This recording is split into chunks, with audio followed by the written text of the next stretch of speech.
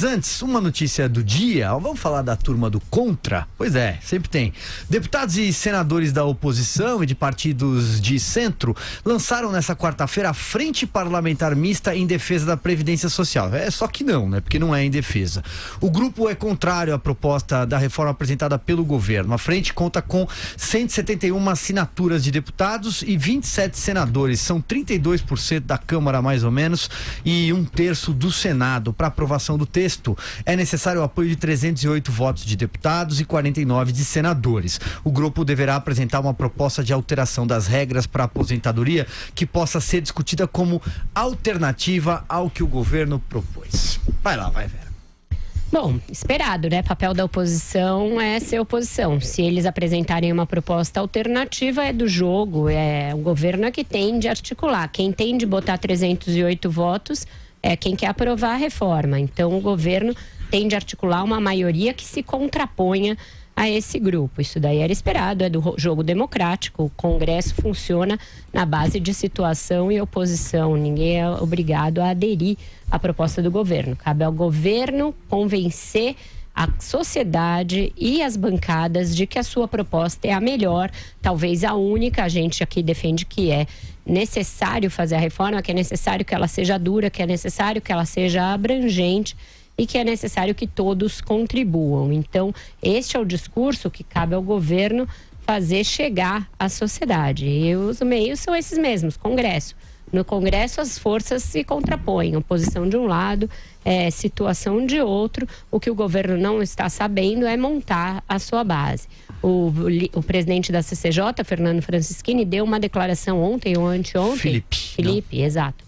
Dizendo que já haveria maioria para votar na CCJ a proposta lá, para admissibilidade, que estaria tudo certo. Essas declarações que partem principalmente dos deputados do PSL, elas parecem descoladas do restante dos partidos que podem integrar a base do Bolsonaro. E eu digo podem porque eles não integram, eles não foram nem sequer convidados a fazer parte da base formalmente. O governo parece não achar necessário ter uma coalizão que ele saiba nomear, que ele saiba chamar na hora, como vota o governo. Isso é uma coisa que existe desde sempre em todos os parlamentos. Então, não existe esta preocupação hoje. O Rodrigo Maia tem sido pródigo em dar alertas de que as coisas não vão bem. Hoje tenho prevista uma votação que pode ser mais um desses alertas, mais um desses recados. Pode ser que à noite os deputados coloquem em regime de urgência um projeto de decreto legislativo para derrubar o decreto recém-assinado pelo presidente da República que concede visto, que isenta de visto cidadãos norte-americanos, japoneses e outros. E isso seria mais um recado dos partidos de que estão descontentes com o tratamento dado pelo governo. Seria péssimo, seria um péssimo sinal se isso acontecesse. Bolsonaro acabou de voltar dos Estados Unidos, comemorando o saldo da viagem, editou esse decreto sem exigir contrapartida dos outros países. Se o decreto cair, é o Congresso dizendo: olha, presidente, nós vamos derrubar em sério os seus decretos aqui nesta casa. Nós não estamos satisfeitos. Então, por isso é preciso que o governo preste atenção a isso.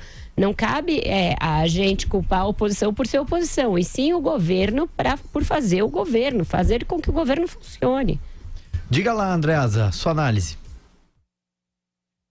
Oposição ainda é do jogo, né? Ainda é aceita. E vejam que a oposição se articula. Depois de longo tempo desaparecida, estão dadas as condições, nós estamos falando sobre isso hoje, para que ela se articule em prol de alguma coisa, que não é em prol, é contra, obviamente, contra o projeto de reforma da Previdência. 171 parlamentares, 171 parlamentares na Câmara fechados contra a reforma da Previdência. Ou seja, dos 513 deputados, sobram disponíveis para votar a favor da reforma 342, tá? Não estou fazendo de cabeça não sei fazer essa conta. Eu sou um analfabeto matemático, fiz antes. Como o governo precisa de 308 votos, precisa extraí-los desses 342. É missão para política, não para bravata. Você, Joel Pinheiro. Olha, sinceramente, uma questão mínima de responsabilidade com o país. Todo mundo que se diz contrário ao atual projeto de reforma da Previdência que está aí sendo discutido, tem a obrigação de apresentar uma alternativa. Porque o que a gente vê é muita gente dizendo, não, eu sou contra este projeto.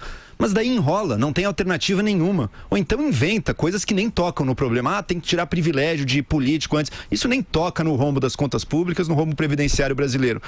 Ah, tem a questão dos juros. O Brasil tem déficit, o Estado brasileiro tem déficit primário, isso é antes dos juros. A conta da Previdência não para de crescer.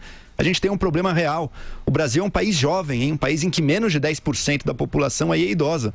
E o Brasil está gastando na sua Previdência o mesmo que a Alemanha, o mesmo que o Japão, em termos de porcentagem do PIB, né? Ou seja, o mesmo que países idosos. Tem um negócio gritante, não é uma questão contábil também, não é aquela, não, é que a DRU, na verdade a Receita devia vir para cá, para lá. Existe um rombo nas contas, é uma realidade financeira. Todos esses deputados que se colocam contra agora, qual que é a solução? Ou então ainda é a solução do conto de fadas também, né? Não existe déficit, não existe problema nenhum, pode gastar mais que o PIB cresce. Isso é mentira.